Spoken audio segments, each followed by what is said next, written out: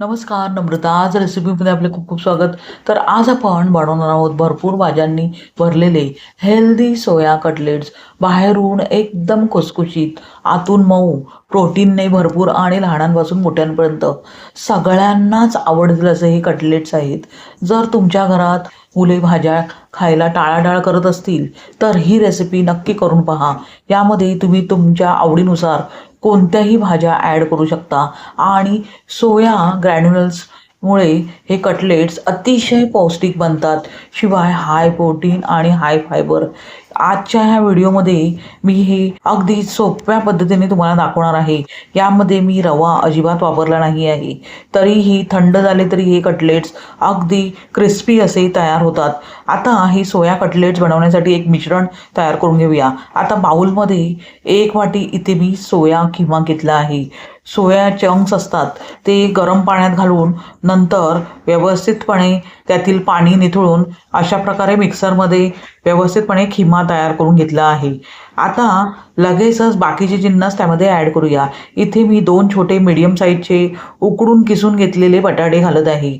बटाटे जर घालायचे नसेल तर या जागी उकडून कच्चे केळे असते तेही किसून घालू शकता. त्यानंतर 1 गाजराचा किस मी घेतला आहे.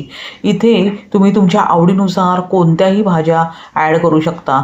त्यानंतर हिरवे मटार मी बॉईल करून नंतर मिक्सरमधून थोडेसे क्रश करून घेतले आहे. तुम्ही अख्खे मटारही अगदी इथे वापरू शकता. त्यानंतर आलं, लसूण आणि हिरवी मिरचीची पेस्ट मी अशा प्रकारे तयार करून घेतली आहे. 1 चमचा मोठा मी इथे घालत आहे.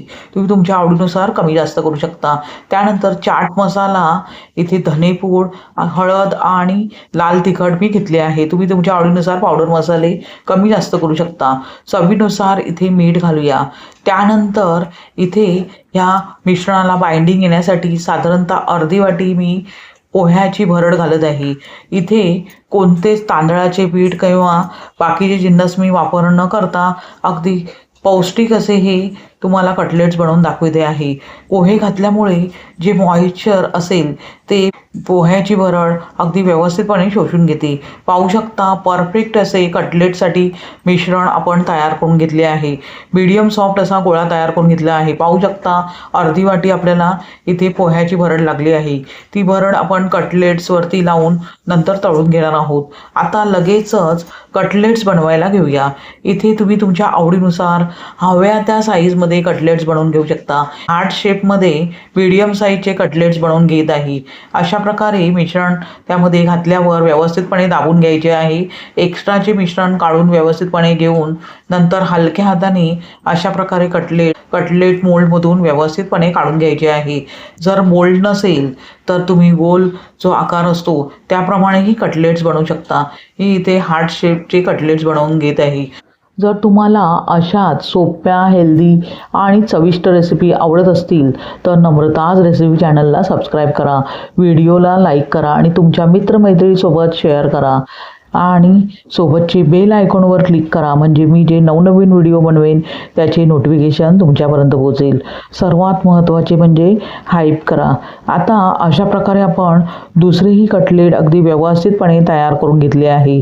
अशाच प्रकारे जे राहिलेले मिश्रण आहे त्याचेही एक समान आकारावर व्यवस्थितपणे कटलेट बनवून घेऊया. पाहू शकता सर्व कटलेट्स मी व्यवस्थितपणे तयार करून घेतले आहे. हे कटलेट्स 8 दिवस तुम्ही आरामात स्टोअर करून फ्रीझरमध्ये ठेवू शकता. जेव्हा हवे आहे तेव्हा अर्धा तास आधी काढून नंतर एअर फ्राय करू शकता किंवा डीप फ्राय करू शकता किंवा शॅलो फ्राय करू शकता. अशा प्रकारे कटलेट्स आपण बनवून घेतले आहेत. आता लागेल तेवढेच कटलेट्स मी इथे तळून घेणार आहे. तर कटलेट शॅलो फ्राय करण्यासाठी इथे मी गॅसवर एक तवा गरम करत ठेवला आहे. तवा गरम करून घेतल्यावर त्यामध्ये 2 छोटे चमचे तेल घालूया. तेलाचे प्रमाण तुम्ही तुमच्या आवडीनुसार कमी जास्त करू शकता. तेल घातल्यावर अशा प्रकारे व्यवस्थितपणे तव्याला लावून घ्यायचे आहे.